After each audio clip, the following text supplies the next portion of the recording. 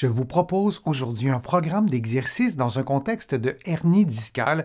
Vous avez été plusieurs à me demander un programme d'exercice en temps réel. C'est ce qu'on fait aujourd'hui. Je vous invite à visionner mes autres vidéos sur la hernie discale pour en connaître davantage sur ce problème de santé.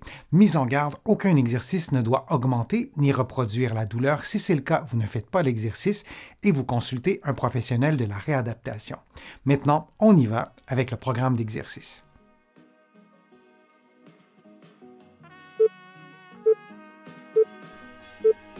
Le premier exercice se fait couché sur le dos, les genoux pliés, les mains jointes et les coudes tendus. Vous allez d'abord tourner les membres inférieurs vers la droite ou vers la gauche, puis vous allez faire un mouvement de bascule des membres supérieurs, puis vous allez répéter cette séquence pour stimuler la souplesse du bas du dos, la souplesse en rotation ajoutée à des mouvements de flexion antérieure des membres supérieurs. Vous allez continuer cette séquence pendant quelques secondes, puis on fera la même chose en ayant tourné les membres inférieurs de l'autre côté, puis on alterne comme ça entre le côté gauche et le côté droit durant environ 60 secondes.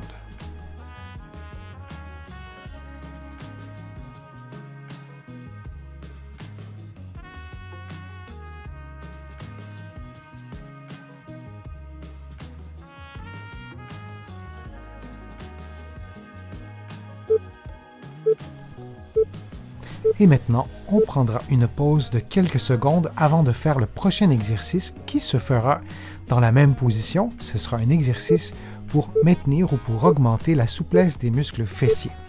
Alors, couché sur le dos, vous placez une cheville sur le genou opposé et avec les mains, vous faites une flexion des hanches comme vous voyez en ce moment.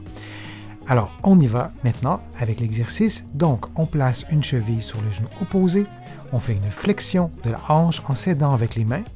On maintient la position quelques secondes, on respire librement, puis ensuite on relâchera la flexion après 10, 20, 30 secondes selon votre propre perception et on fait la même chose de l'autre côté. Alors on fait une flexion de la hanche en maintenant la cheville sur le genou opposé. Alors on a une double sensation d'étirement et à gauche et à droite, bien que chaque membre inférieur soit dans une position différente. Et on prend maintenant une pause de quelques secondes. On prend une pause de 10 secondes et le prochain exercice se fera dans une position différente. Ce sera un exercice d'inclinaison du tronc. Vous pouvez le faire en position assise ou à genoux, comme vous le voyez en ce moment. Vous placez vos poings vis-à-vis le thorax, vis-à-vis le sternum et vous effectuez des inclinaisons en vous assurant que tout ce qui se trouve sous vos poings ne bouge pas. Il s'agit donc d'une inclinaison du tronc, d'une inclinaison haute. Et on fait ça pendant 50 secondes.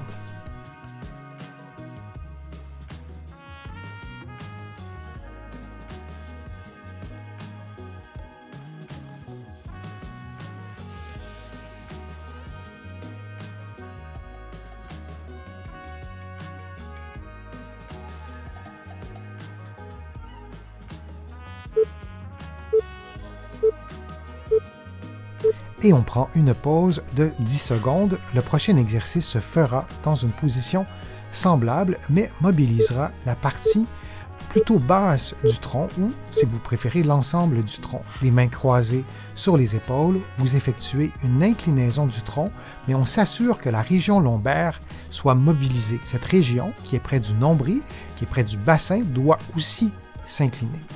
Vous pouvez faire l'exercice dans la position que vous voyez en ce moment. Vous pourriez le faire aussi en position assise sur une chaise.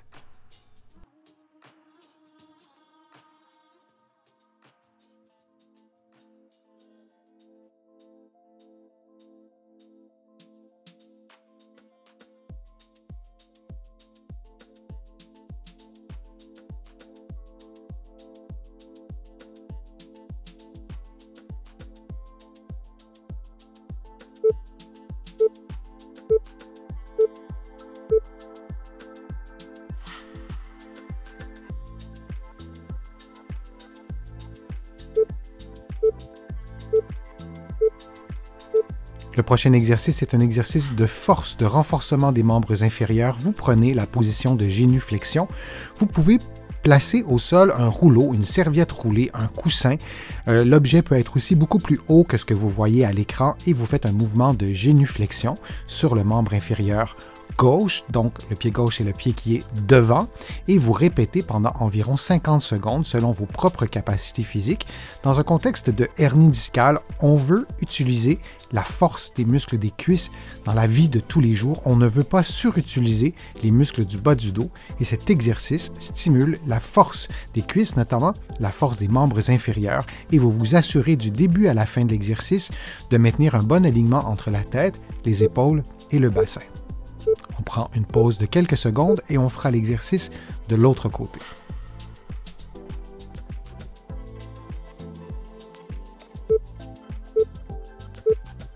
Et on fait maintenant l'exercice de l'autre côté dans la position inverse en plaçant le pied droit devant et on prend la position de génuflexion. Vous placez un rouleau, un objet un peu plus haut, un coussin, peu importe, pour faciliter le mouvement. Si votre force est insuffisante pour faire le mouvement sans rouleau, sans objet, vous pourriez aussi faire l'exercice exactement de cette façon, sans placer d'objet et en plaçant votre genou directement au sol. Et on fait l'exercice pendant 50 secondes.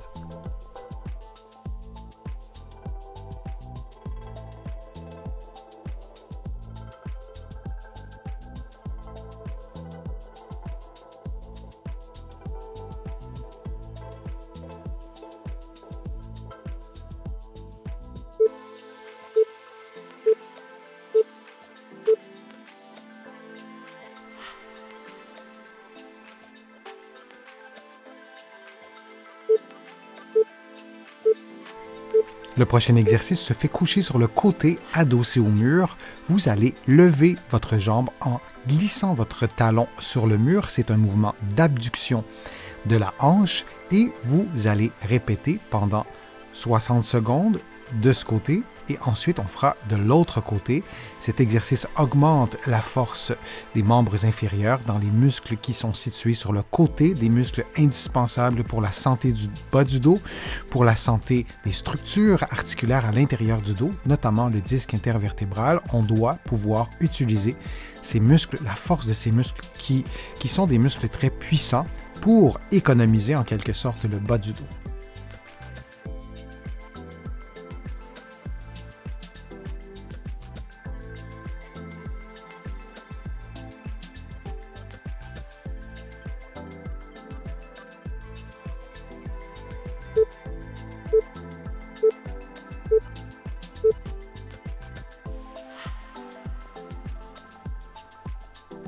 Et on fera dans quelques secondes le même exercice, mais de l'autre côté. Donc, c'est exactement la même chose. Couché sur le côté, adossé au mur, vous glissez votre talon, vous glissez le membre inférieur droit et vous allez lever votre membre inférieur puis descendre dans la limite de votre mobilité articulaire. Et on fait ce mouvement pendant 60 secondes.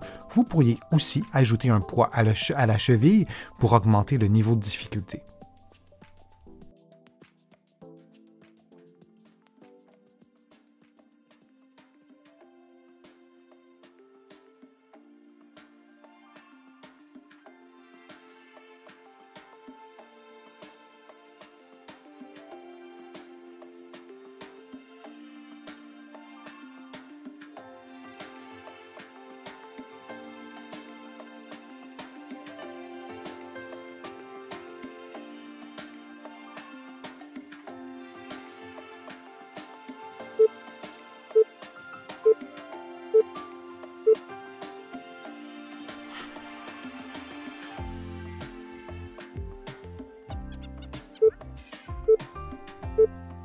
Et on continue à stimuler la force des muscles des membres inférieurs. Vous prenez la position de la chaise au mur.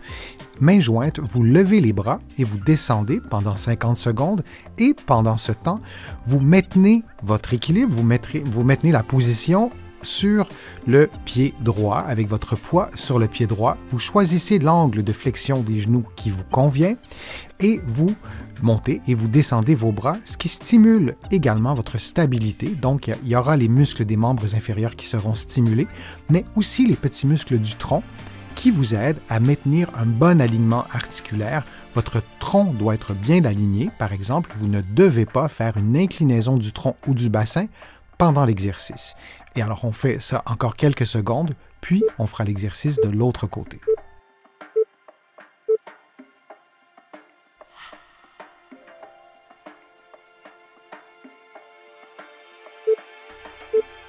Et on fait maintenant le même exercice, mais de l'autre côté, donc en plaçant votre poids sur votre pied gauche et la cheville droite et donc sur le genou gauche. Comme je vous le disais, pour la position inverse, vous choisissez l'angle de flexion des genoux qui correspond à vos capacités physiques. Et vous pouvez prendre des pauses aussi. S'il est impossible de maintenir la position sur un seul pied, vous pouvez faire l'exercice sur les deux pieds et plus tard, lorsque vous aurez pris de la force musculaire, lorsque vous aurez gagné de la force musculaire, vous pourrez faire l'exercice sur un côté à la fois, comme vous le voyez en ce moment.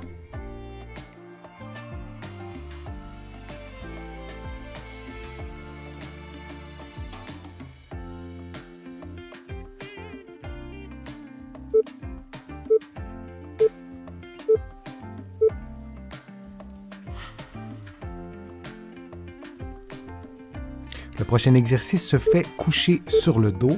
C'est un exercice de mobilisation du bassin. Vous allez placer vos mains sur votre bassin et vous allez basculer votre bassin ou tourner votre bassin, si vous préférez, vers l'arrière de façon à effacer la courbure du bas du dos. Puis, vous allez lever les fesses et descendre les fesses et vous allez replacer votre bassin comme il était à l'origine. Alors, on le refait. Vous tournez votre bassin, vous levez les bras, vous levez les fesses sans perdre la rotation du bassin et vous revenez au sol, toujours sans perdre la rotation du bassin. Et on refait cette séquence une autre fois. Vous placez les mains sur votre bassin, vous tournez votre bassin pour effacer la courbure lombaire et ainsi de suite. Je vous laisse faire la même séquence de mouvements. On se rappelle que la mobilité du bassin est essentielle pour avoir une saine mobilité lombaire et dans un contexte de hernie discale, on souhaite à tout prix préserver la mobilité du bassin.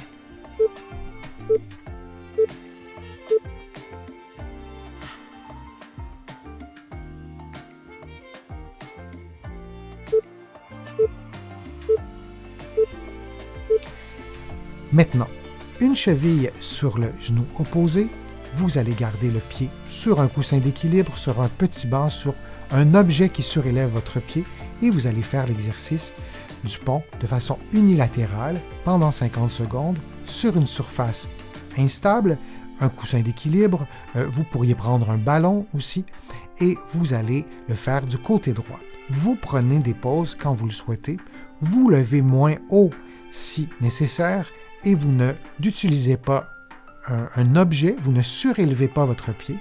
Si vous sentez par exemple qu'il y a une crampe, vous ne faites pas l'exercice. Si vous sentez qu'une crampe est sur le point de se déclencher, vous réduisez le niveau de difficulté en enlevant l'objet sous votre pied.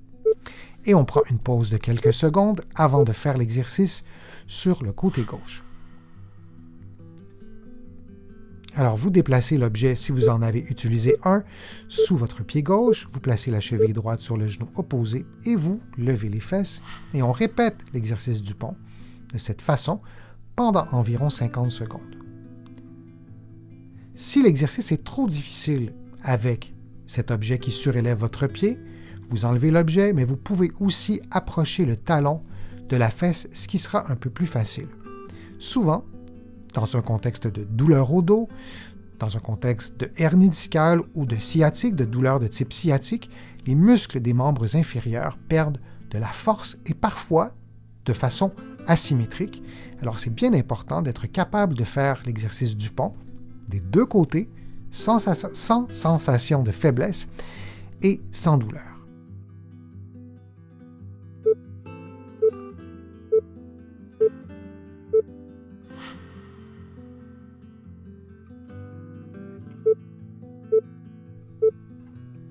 Faisons maintenant un exercice de stabilisation. Vous allez lever le bras et le membre inférieur opposé en tenant un poids dans les mains.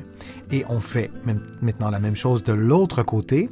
Et avant de lever le membre supérieur et le membre inférieur, vous allez contracter les abdominaux, c'est-à-dire que vous allez rentrer un peu votre nombril, vous allez contracter le muscle transverse de l'abdomen et on fait cette séquence durant 60 secondes.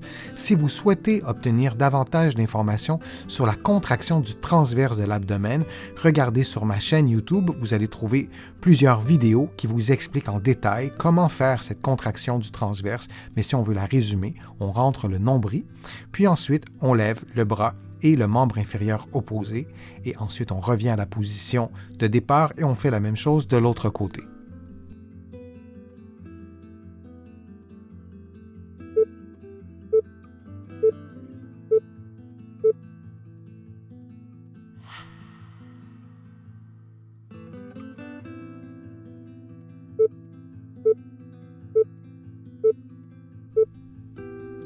Le prochain exercice est un exercice de respiration, toujours couché sur le dos, les mains sur l'abdomen. Vous inspirez en gonflant le ventre, puis vous expirez librement. Et pendant cet exercice, vous vous détendez. Il est absolument indispensable d'arriver à contrôler cette respiration abdominale. Le muscle, le diaphragme, le muscle principal de la respiration s'attache notamment au bas du dos. Alors on veut que ce muscle fonctionne le plus normalement possible.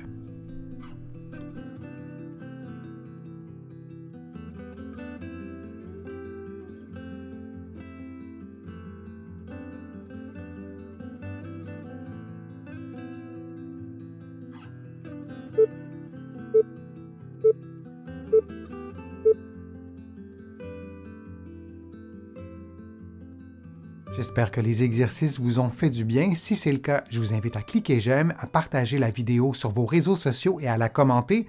Vous le savez, ça me donne plus de visibilité, ça m'aide à vous produire de nouveaux contenus. Vous allez trouver beaucoup d'informations sur mon site web, le www.denisfortier.ca. Je vous invite aussi à consulter mes livres que vous allez trouver partout au Canada, en librairie et sur le web. Vous allez aussi trouver mes livres de l'autre côté de l'Atlantique et je vous mets le lien dans la description de cette vidéo aussi pour que vous puissiez trouver mes livres facilement. Je suis Denis Fortier, je vous remercie beaucoup, à bientôt.